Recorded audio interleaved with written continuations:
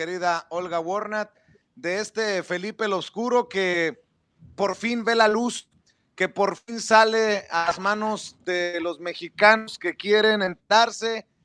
¿De quién nos gobernó entre 2006 y 2012? ¿Es una pregunta? Claro, claro, de hecho, es una afirmación, mi querida Olga Warnat, que hay millones de mexicanos que quieren leer Felipe el Oscuro. Para ti ha de ser pues un gran logro que salga a la venta Felipe el Oscuro, ¿no? Sí, la verdad que sí, ha sido un gran logro, más que nada, una gran reivindicación, un alivio, porque no es bueno para ningún periodista tener el archivo de un libro en la computadora, entre los documentos o demás, un libro que fue escrito para publicarse en el 2002, no pudo ver la luz, que estaba como en el sótano de mis archivos, al que yo prácticamente no toqué en estos 8 años porque me generaba mucho coraje, mucha rabia verlo ahí, y por los motivos además que fueron de conocimiento. ¿Me escuchas bien? Sí, te escucho bien, mi querida Olga. Ok, ok. Eh, entonces sí, ha sido un alivio y sobre todo, ¿sabes qué?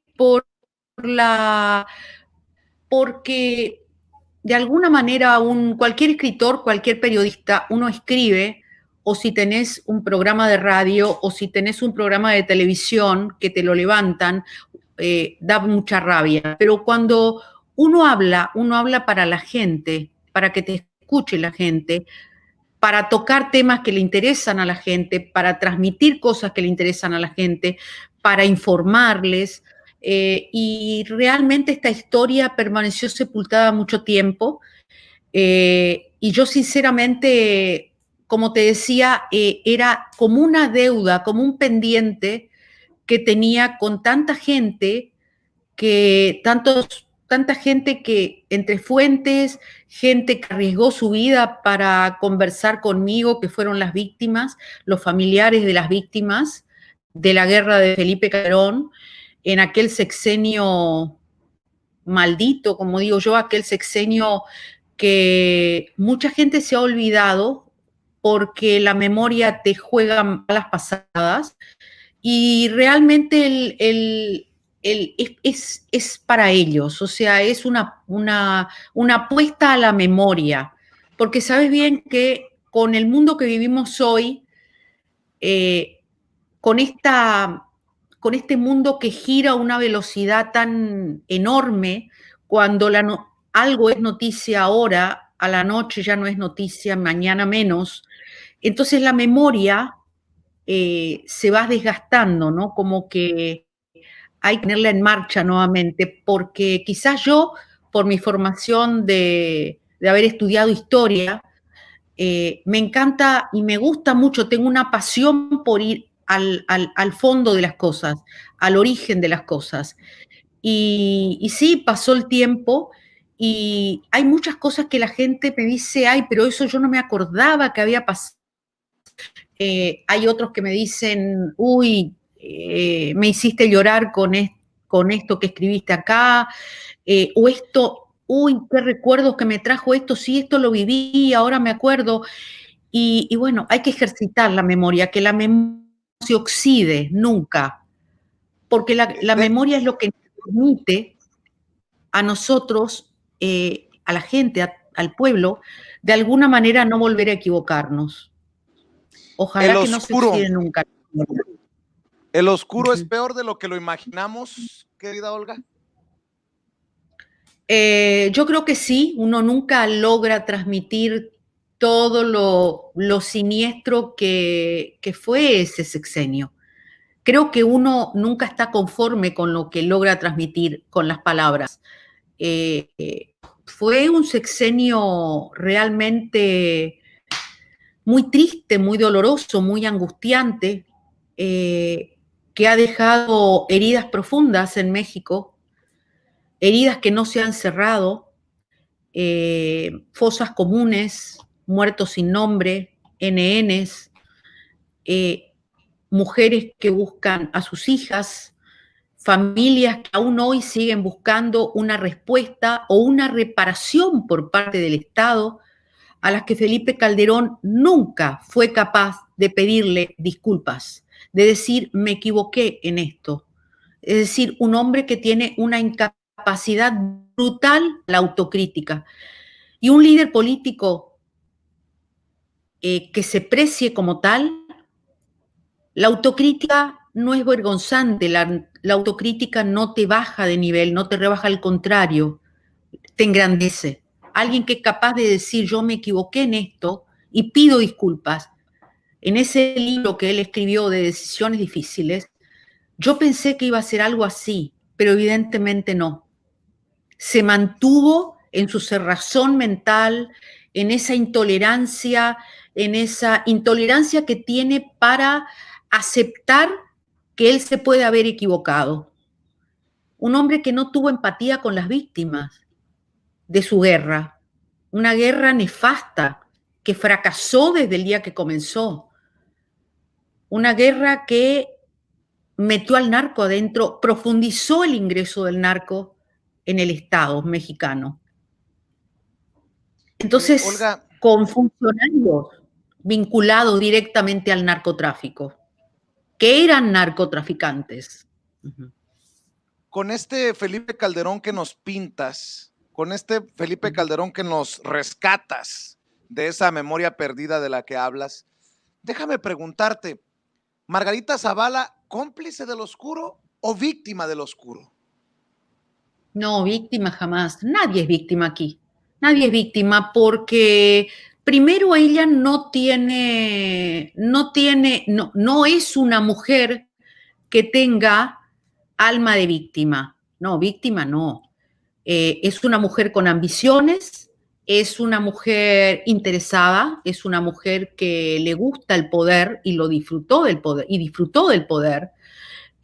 Más allá de los conflictos que haya tenido con Felipe Calderón, que eso es otra historia, más allá de que estar en Los Pinos no debe ser muy fácil, con sus hijos pequeños en el medio de una guerra que había lanzado su marido. No, víctima no, cómplice, socia del marido. O sea, una perfecta sociedad política, porque si fuera víctima, no se lanzaría ella como se lanzó candidata a la presidencia en el 2018 y después resultó que habían entre 600 y 700.000 firmas falsas. Y ahora nuevamente armando su partido, que me parece fantástico que lo armen, ¿eh? Yo no estoy en desacuerdo. Cada uno tiene derecho a hacer lo que quiera. Ahora, si es prudente hacerlo, yo creo que no.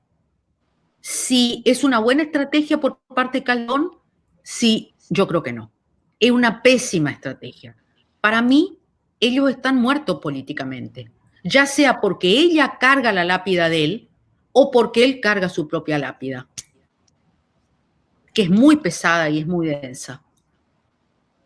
Qué fuertes declaraciones como las que realizas hace unas horas en Twitter, querida Olga. Déjame rescatar algunas.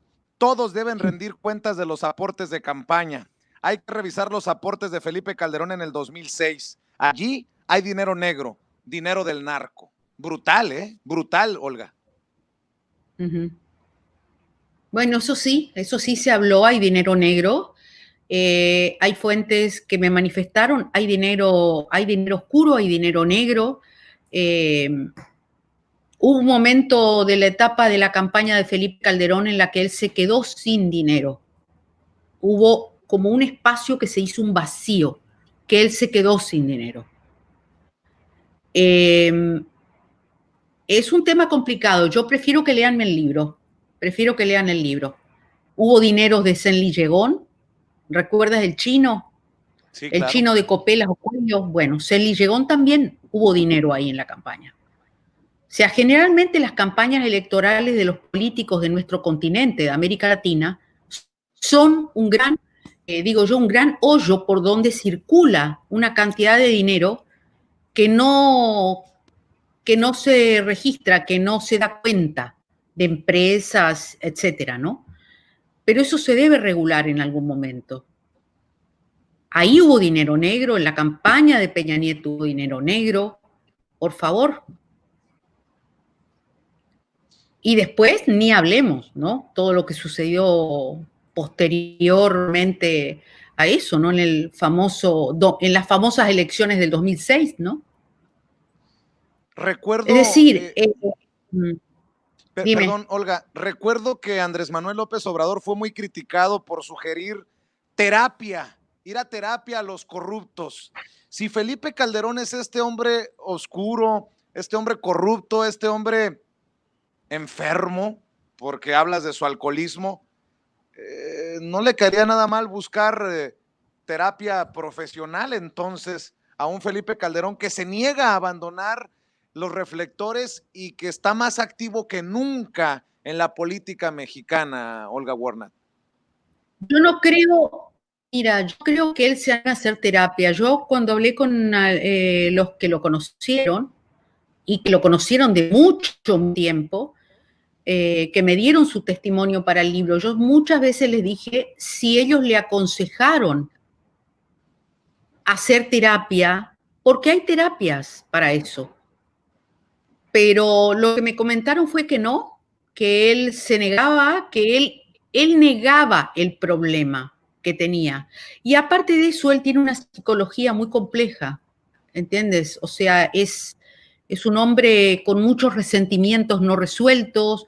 Yo no soy psicóloga, pero es lo que me dijo su hermana, por ejemplo, su hermana, que tiene un gran resentimiento, tiene una gran capacidad destructiva, por otra parte, destruyó su partido, el partido que fundó su padre que es el gran historiador del PAN, el hombre bueno del PAN.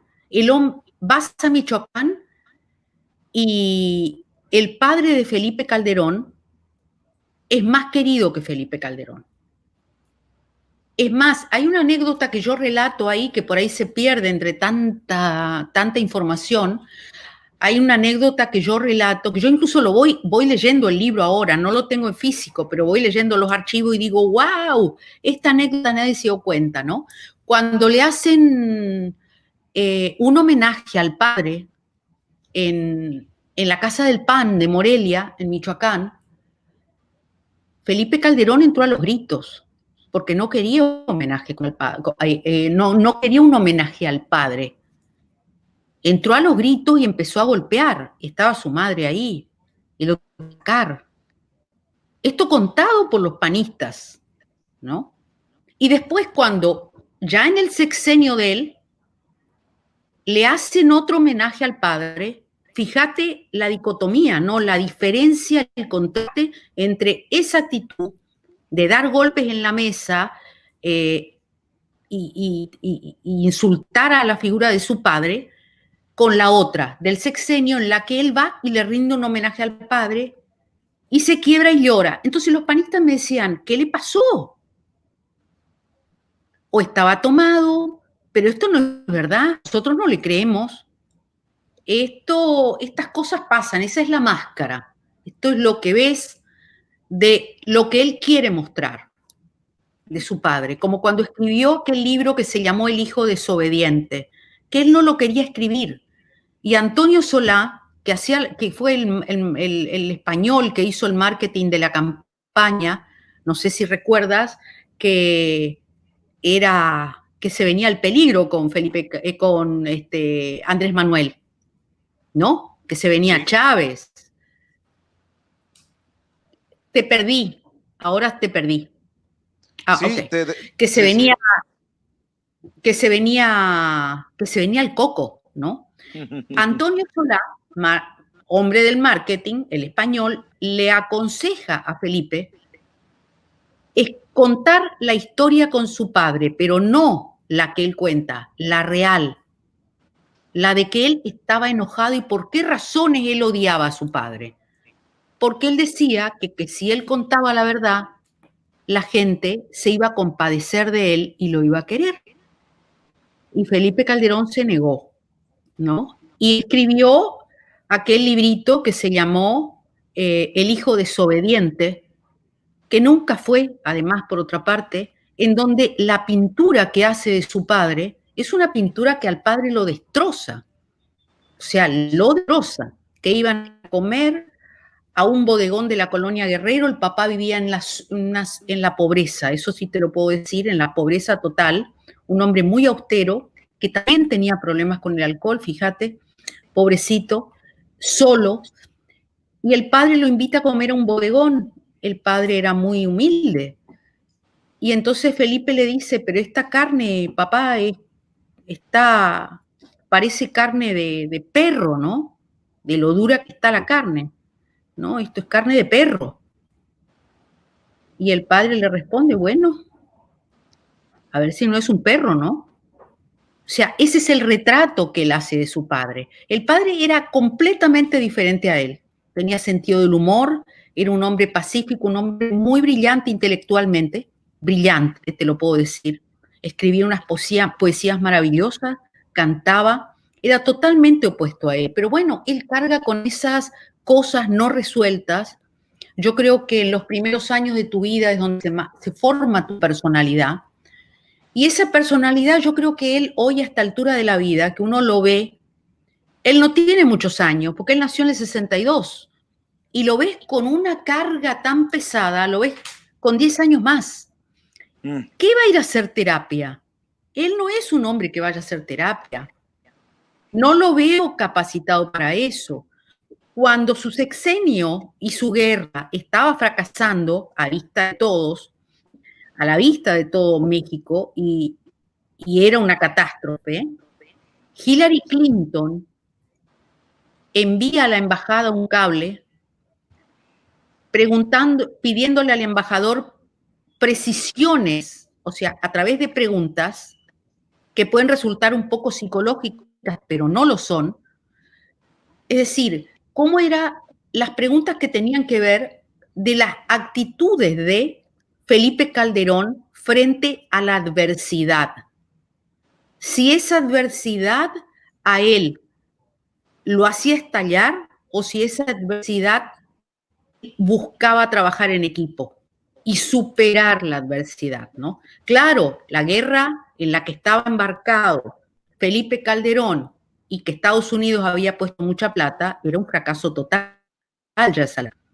Y además en la embajada de Estados Unidos también se tenía la información, porque esto se hablaba, y yo fui a algunos cócteles que se hicieron en la embajada en esa época, en donde se comentaba abiertamente de los problemas de Felipe Calderón, no solamente del problema de la adicción, sino también de sus estallidos de cólera, de su maltrato, de la falta de capacidad para trabajar en equipo.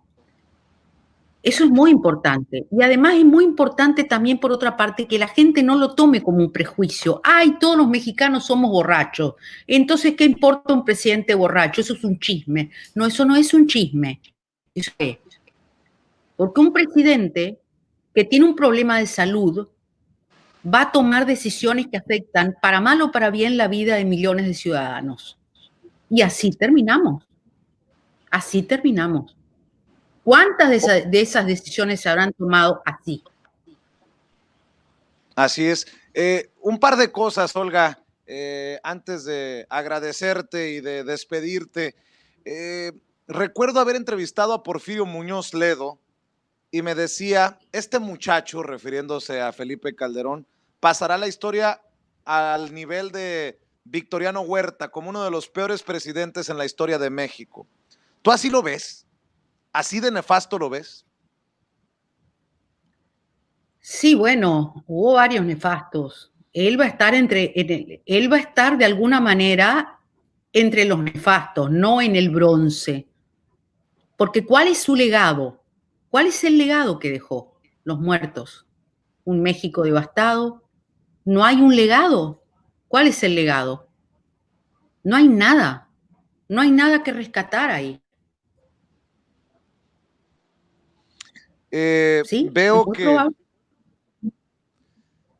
que hay muchas reacciones de la gente que esperaba a Felipe el Oscuro y tú has dicho que fuiste perseguida, censurada, hostigada para que no saliera el libro. ¿Ha habido reacciones de ese círculo de poder de Felipe Calderón o ya no ha habido reacciones en torno a tu trabajo, Olga? No, no, no, para nada. No, no, no. Ninguna reacción ni conmigo, para nada, conmigo, ni con Edgar, ni con nadie de los que han colaborado conmigo y los que fueron de alguna manera hostigados en aquel tiempo, porque la verdad que fue una embestida muy violenta. Pero por otra parte también uno debe ser precavido en la vida, ¿no? Estoy en Argentina, uno debe ser precavido. Yo cuando voy a México trato de cuidarme, porque también es cierto que las gentes de García Luna siguen dando vueltas por ahí. México es México, México es un país peligroso para el ejercicio del periodismo, es uno de los países más peligrosos y bueno, uno debe ser precavido siempre. Escribiste hace unas horas que te han preguntado que si ha habido solicitudes de entrevistas por parte de Televisa o de TV Azteca y dices, ahí no hay periodismo, hay negocios e intereses. Obviamente la respuesta es no. ¿Quieres No, abundar acerca de estos medios que no, pues siguen no, no, haciéndole el no, juego a prefiero los que no. poderosos? No, prefiero que no porque lo han hecho, no quiero darles entidad, o sea, ya están golpeados, ya están mal. Por otra parte, en Azteca, sí te voy a contar que yo estoy prohibida, o sea, estoy en un listado negro hace años, desde que escribí La Jefa. Una vez Javier Alatorre me hizo a mí una entrevista que duró 3 horas caminando ahí por Mazarik. 2 veces me hizo la entrevista. Le digo, mira, la verdad que no sé por qué salgo a perder tiempo con esta entrevista. No, pero esta vez va a salir. Le digo, no va a salir.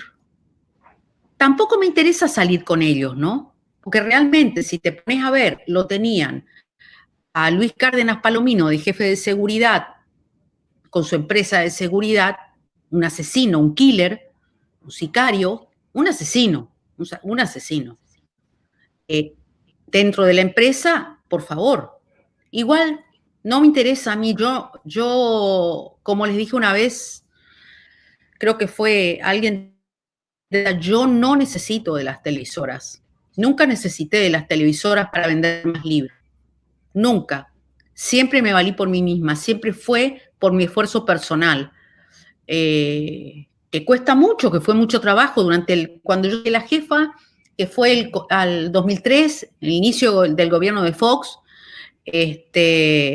Bueno, obviamente, era muy reciente la supuesta salida del PRI, ¿no? Que nunca se fue finalmente.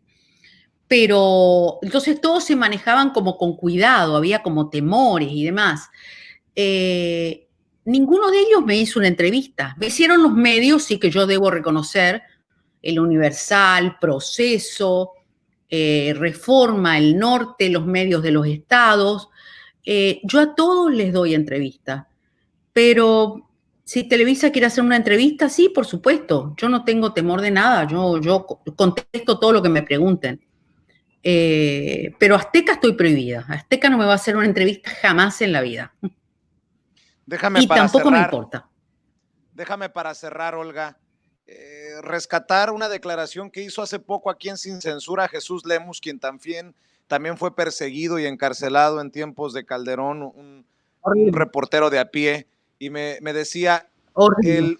el único cártel en Michoacán no era el de la familia michoacana, sino el de la familia Calderón Hinojosa, en referencia a Luisa María, conocida como Cocoa Calderón, y Felipe Calderón.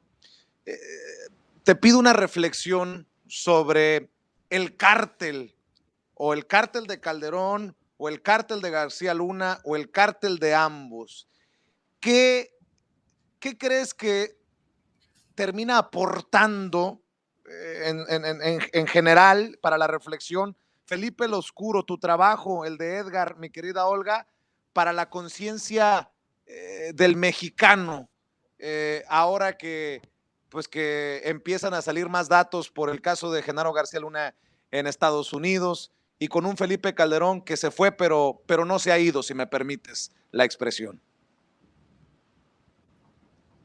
Mira, yo lo único que puedo decirte respecto de eso es que hay dos episodios que son muy importantes, sumamente importantes, que es cuando el general Ángeles, primero, antes que eso, es la reunión cuando Felipe Calderón era presidente electo, que tienen en el restaurante Churchill, ahí en Polanco, una reunión que tienen 3 generales en actividad con Juan Camilo Mourinho, al que le llevan carpetas con fotos y documentación de Genaro García Luna y de todas las tropelías y de todos los delincuentes que estaban con él y de sus relaciones con los narcos. Donde le muestran la carpeta a Juan Camilo Mourinho y yo relato la escena tal cual me la relató a mí un general en actividad en aquel entonces.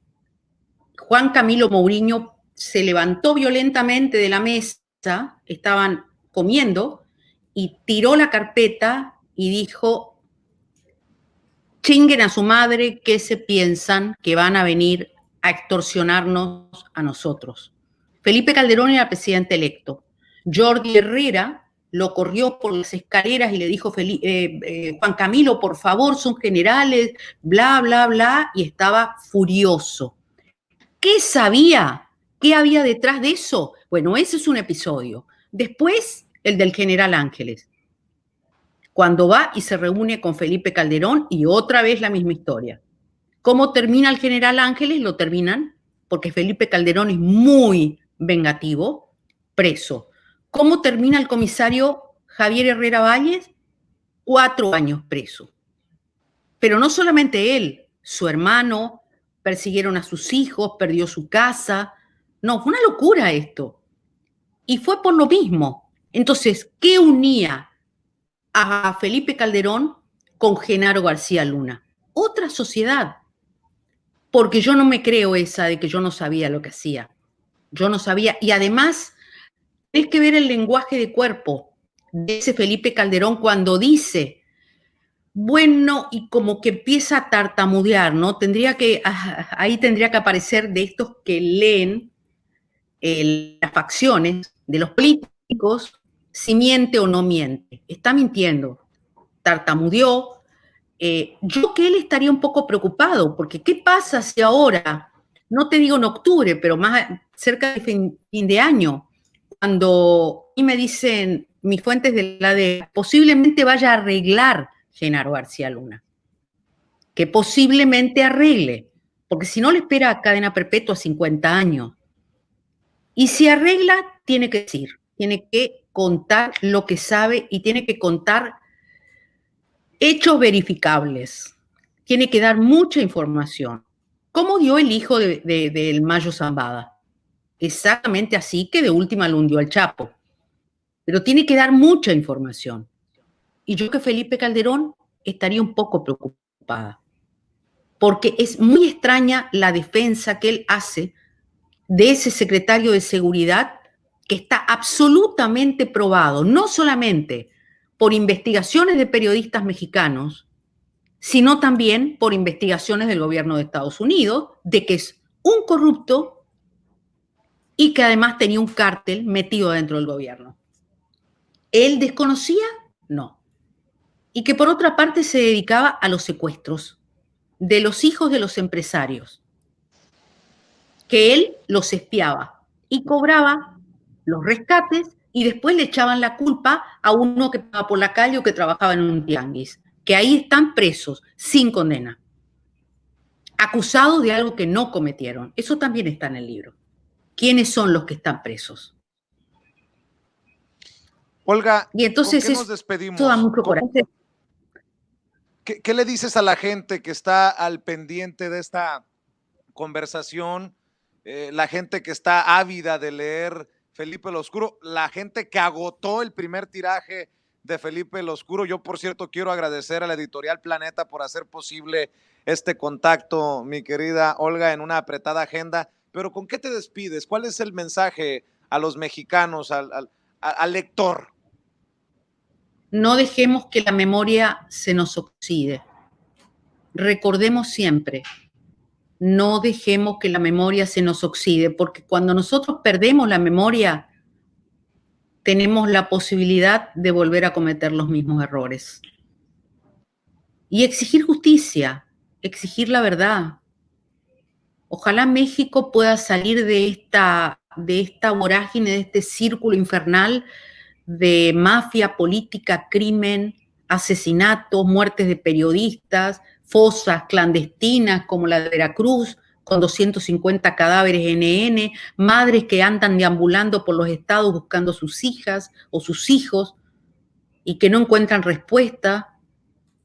México es maravilloso, pero puede ser muy duro en este aspecto, es doloroso. Duele. A México, Olga, yo a México lo amo, pero me duele, por otra parte. querida Olga, gracias, y te voy a decir esto con mucho cariño, no por tener siempre la deferencia de hablar con nosotros en Sin Censura. Gracias por aferrarte a tus convicciones para sacar a la luz a Felipe el Oscuro, y te lo digo como ciudadano mexicano. Gracias porque como periodista independiente también nos dejas una gran lección de nunca bajar los brazos y de siempre decir la verdad y contar nuestra verdad. Gracias, querida Olga, por ser, por estar, por existir. Y yo te mando un abrazo y ojalá que estas oportunidades que tengamos de platicar se repitan cuando obviamente la agenda lo permita y cuando, ahora sí que, cuando Felipe el Oscuro lo permita, querida Olga. Ojalá que pudiera estar en México cuando la pandemia nos permita. Muchas gracias. Te mando un abrazo grande.